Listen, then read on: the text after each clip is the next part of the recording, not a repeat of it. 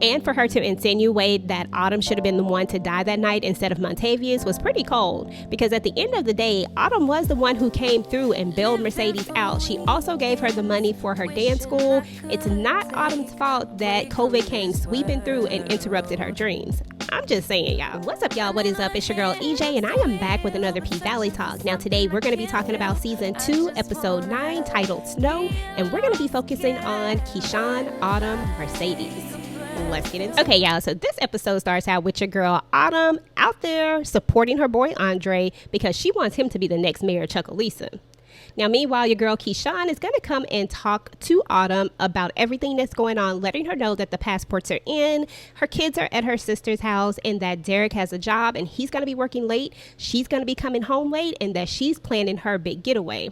Your girl Autumn is just letting Keyshawn know that, hey, go ahead and do what you have to do. And then Keyshawn is going to talk about the Pank and how it's going to be, sad that the Pank is going and weird that the Pank will not be there.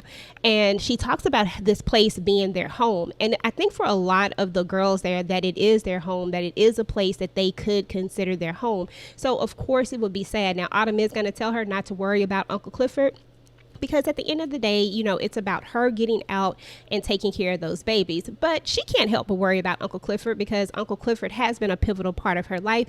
But in my opinion, Uncle Clifford will be okay because Uncle Clifford definitely stands a chance to gain a lot of money from this selling of the Pink, if it even happens. We have to remember that this is a TV show, and at the end of the day, the TV show is based around this club, the Pink, and I just don't see it going anywhere.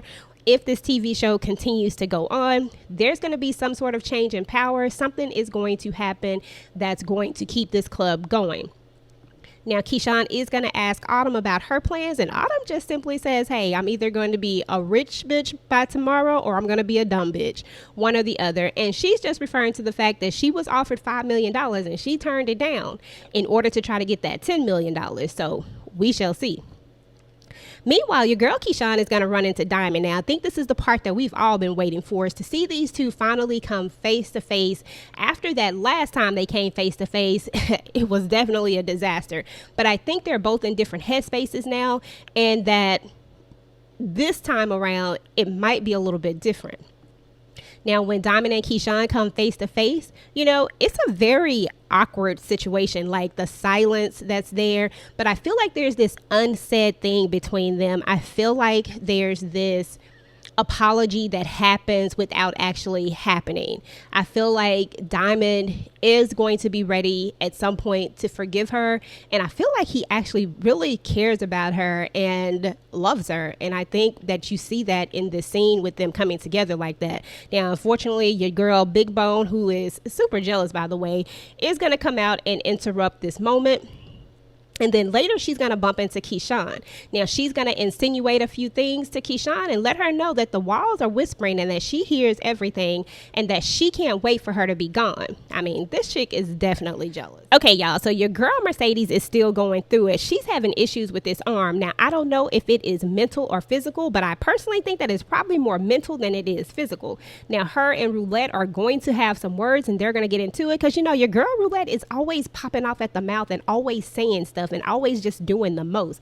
And Mercedes was just not trying to hear it and not trying to have it. Now, your girl Mercedes was like, I don't mind playing Russian roulette. Now, I'm just going to say what everybody else is probably thinking. How the hell you going to play Russian roulette when you couldn't even get over killing a man that actually deserved to be killed? So you going to play Russian roulette with this heifer when all she do is just talk shit? Okay, Mercedes. Really? I like you, girl, but that don't make no sense. Okay, y'all. So your girl Uncle Clifford is like, I don't want another night like murder night, because we all know what happened on murder night. Now Whisper starts whispering some stuff and letting us know that it's definitely going to be something that goes down on a night like this. Okay, y'all. So your girl Mercedes is going to start to go off on the true object of her anger, which is Autumn. Now she's still mad at Autumn because she feels like her shoulder not working, her not being able to dance is all her fault, because she feels like if she had never pulled that trigger, this wouldn't have never happened. Now she starts to spout off a lot of things that she shouldn't be saying out in public, especially with the op around. Your girl Big Bone is up there taking it all in, and maybe everybody else can't put it together except Whisper, because y'all know, we know she know. But she definitely is going to be able to put this together when she's talking about this room and this pressure and all of this stuff. And then she's going to blame Autumn and say that it was her fault. Now, I'm just going to play devil's advocate here for a second, and let's just put this out in the open. I'm not really sure how this is Autumn's fault, besides the fact that she had an abusive relationship with a man who clearly wanted her dead. Now, Mercedes took herself into that room, inserted herself into that situation. She didn't have to do so. Now, am I glad that she went in there to try to help a friend? Absolutely. But I don't think that you get to blame a person because you chose to go in there and help. Now, did she know she was going to go in there and kill a man? Probably not. But she did know that she was going to go in there and that there was going to be something that was popping off, because it definitely was looking a little weird in there when she walked into that room. So all I'm saying is that maybe we really shouldn't be blaming Autumn. It was just a situation that happened. And for her to insinuate that Autumn should have been the one to die that night instead of Montavious was pretty cold, because at the end of the day, Autumn was the one who came through and bailed Mercedes out. She also gave her the money for her dance school. It's not Autumn's fault that COVID came sweeping through and interrupted her dreams. I'm just saying, y'all.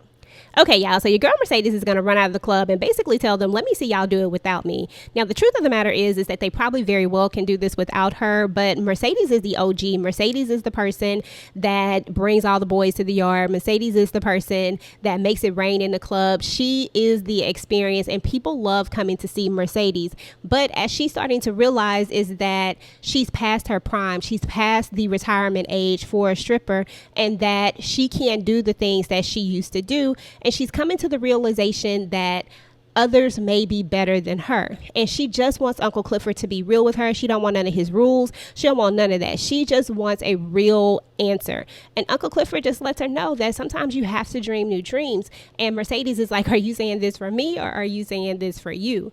So at the end of the day, I think Mercedes is finally realizing that it may be time to hang up them stilettos. Now, meanwhile, your girl Mercedes gets a text from Farrah, and Farrah wants her to come to Memphis. So Mercedes is going to drive an hour to Memphis, and she's going to go see your girl Farrah. Now, I've been waiting for Farrah to show back up, because I knew that Farrah was going to be somebody that was going to be helping Mercedes out at some point. I honestly thought she was going to go ahead and break her off that 40 stacks that Coach owed her. But instead, she calls her out there to let her see the exhibit that she's built, that's built all around the Mercedes experience. She has this dope art, and she has finally breaking free from her husband, or better yet, she is breaking free from her husband.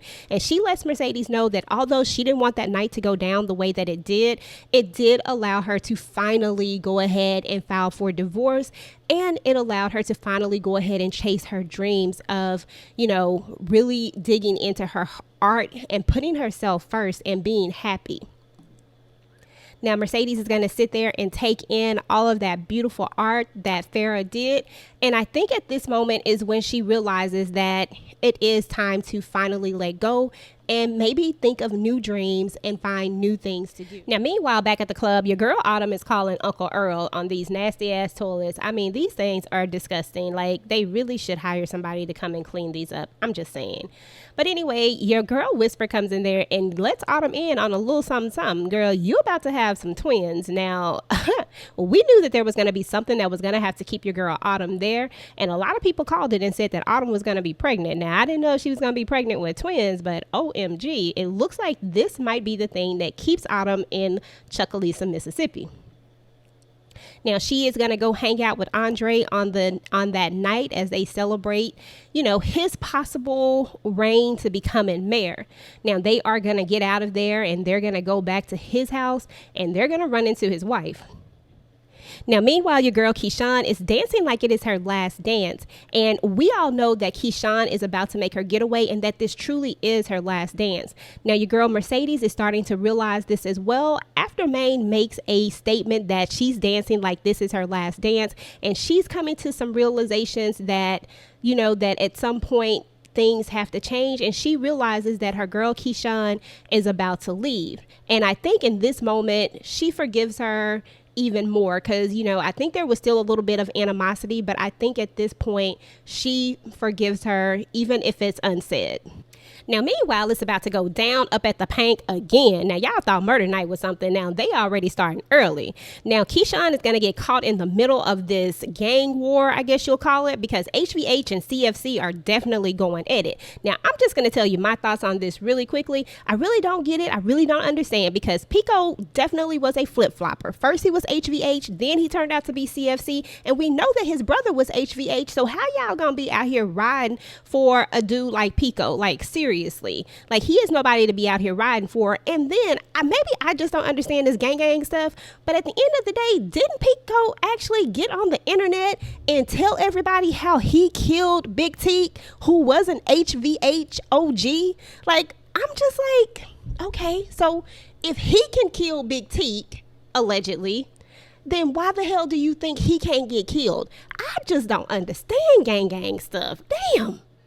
Anyway, your boy Diamond is going to come save your girl Keyshawn, and they're going to have a moment and they're going to kiss, because, you know, Keyshawn is about to go. So she was like, you know what? Let me just go ahead and do what I've been feeling. And I think this was probably the moment that a lot of us had been waiting for. Now, Diamond definitely didn't see this coming, and you could tell that he was visibly shook by it and at the same time touched all at the same time. Now, your girl Keyshawn is going to start to say her goodbyes, because we know that she is getting ready to leave. Now, she's going to take a last look around the Pink, and she's going to see that photo of her, Gidget, and Mercedes, because we all know that they were tight. Now, she's going to put a note on there. She's going to put a note on Mercedes' vanity that says, "I'll always be your sister for life."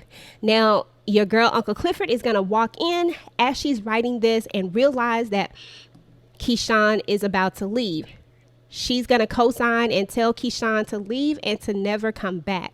Now, at this moment, I believe Uncle Clifford forgives her and all is well between them. And he knows that she has to leave in order to save her life and to save her baby's life. They embrace, and this is like the perfect moment. But we all know that this moment is going to be short-lived. But it is nice to see it for now. So anyway, your girl Mercedes is going to go back to this paradise room. It seems like everybody is going back to this doggone paradise room. First Corbin, now Mercedes and Little Murder are back up in this paradise room, where a lot of stuff is going down at the paradise room, y'all. Now, y'all remember Mercedes and Little Murder actually had one of their first encounters with each other in this paradise room when she talked about his music and she called it slaw, and she was like, she ain't bouncing to that. And so he definitely couldn't get a cosign from Mercedes about that music. And they're just kind of reminiscing and talking, and a Little Murder just lets him know, hey, you're an OG. Like, I want to be like you. You know what I'm saying? Like, you are the queen of all of this, and nobody can take your place. When you co-sign on a song, when it is something that you can dance to, when it is something that you can bounce to, then people respect it.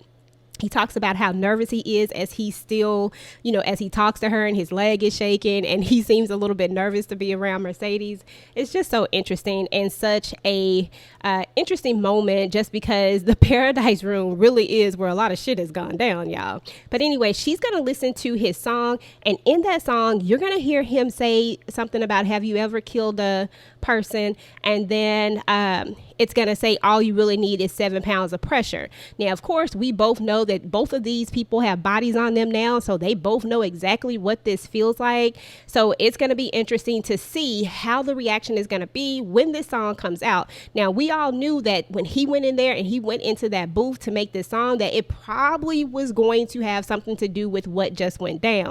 So your girl Mercedes is going to listen to it, and I guess we'll find out if it is going to be something that you can bounce to or not on the next episode, y'all. Okay, y'all, so that's what's up with Mercedes, Keyshawn, and Autumn. Let me know what y'all thought about their storylines. Do you think that Mercedes is finally going to hang up her stilettos for good? Do you think your girl Keyshawn is finally going to be able to break free from Derek? And do you think your girl Autumn is going to be a rich bitch or a dumb bitch? Now, go ahead and leave your comments and theories down below. And meanwhile, go ahead and check out what Uncle Clifford and Little Murder were up to on Season 2, Episode 9. Until next time, peace.